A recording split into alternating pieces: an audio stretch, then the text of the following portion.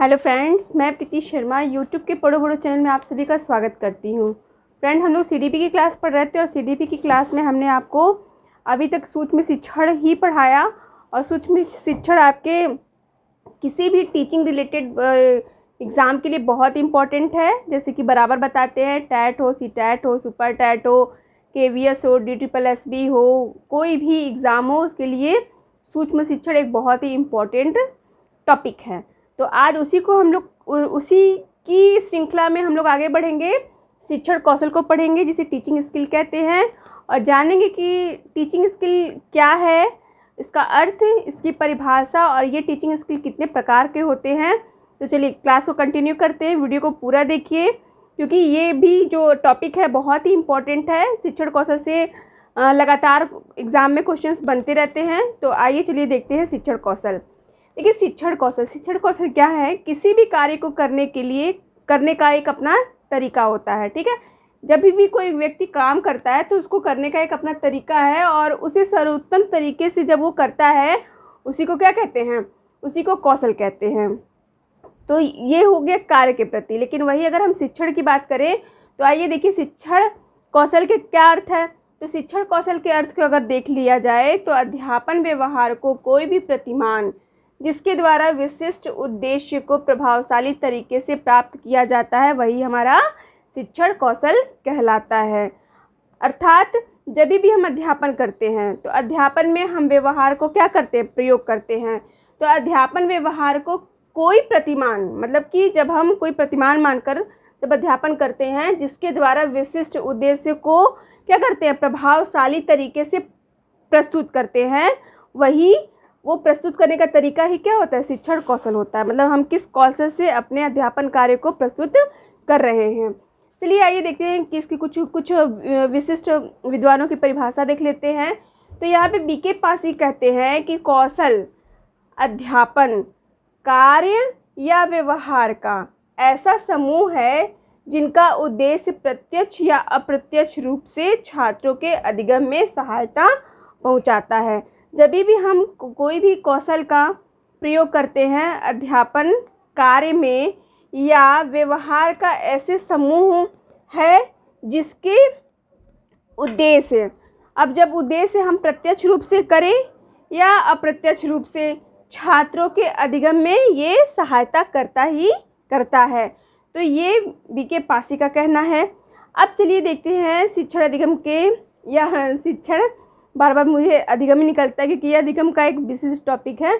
चलिए, तो ये अधिगम के ही अंतर्गत सारी चीज़ आते हैं। अधिगम मतलब सीखना, और सीखने के लिए हम विभिन्न प्रकार के क्या करते हैं? शिक्षण करते हैं। और इन शिक्षण में हम विभिन्न प्रकार के कौशल का, सिद्धांतों का, विधियों का, प्रविधियों का, सूत्रों का, उपागमों का, अप्रोचेज आदि का हम क्या करते हैं? प्रयोग करते हैं, जिससे कि हमारा शिक्षण कार्य बहुत ही भली भांति और जो है अट्रैक्टिव तरीके से संपन्न हो जाए।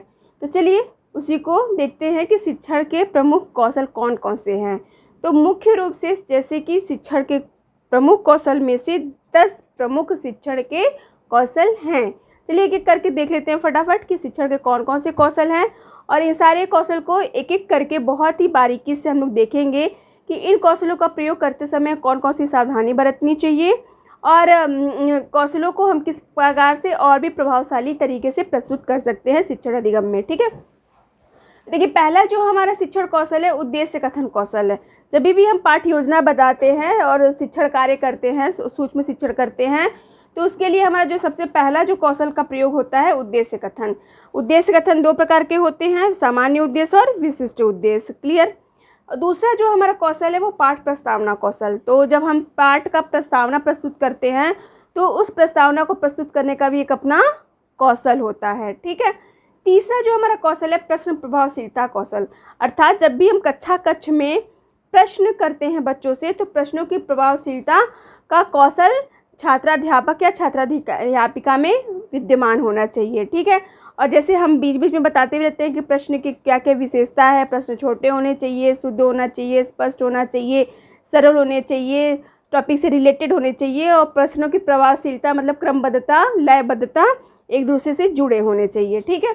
तो वही कह रहा है कि प्रश्न प्रभावशीलता कौशल, स्पष्टीकरण कौशल।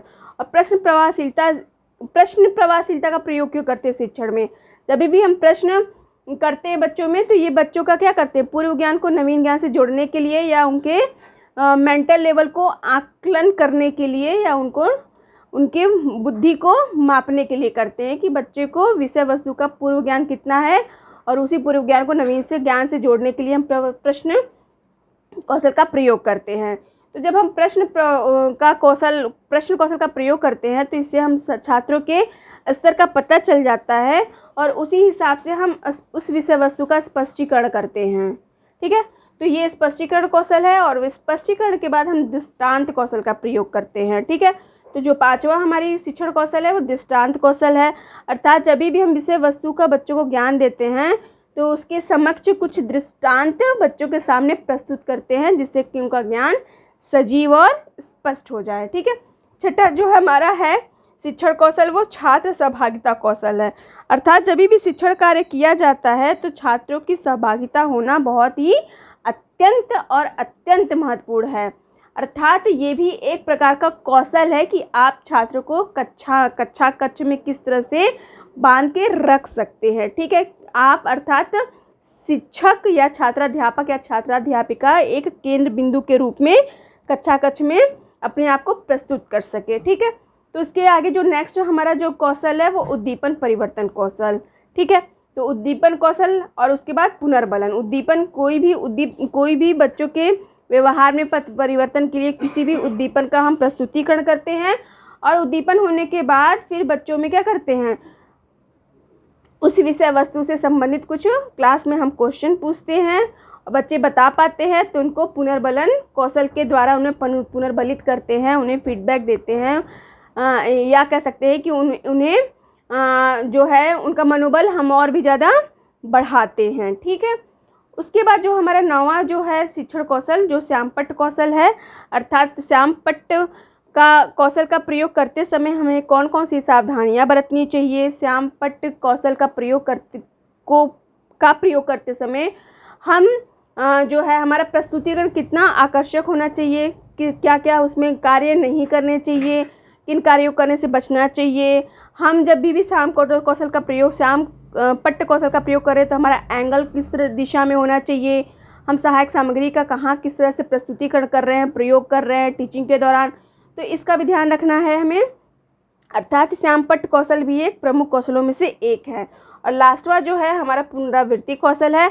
अर्थात जब हम टीचिंग कर लेते हैं, हमने पाठ योजना बनाई है, वो पाठ योजना को हमने पूरी भली भांति से विभिन्न कौशलों, सिद्धांतों, विधियों, प्रविधियों, सूत्रों और विभिन्न प्रकार के जो है उपागमों के साथ या सहायक सामग्री के साथ प्रस्तुत करते हैं, तो वो जब हमारा शिक्षण कार्य भली भांति संपन्न हो जाता है, तो पुनरावृत्ति कौशल का भी हम प्रयोग करते हैं।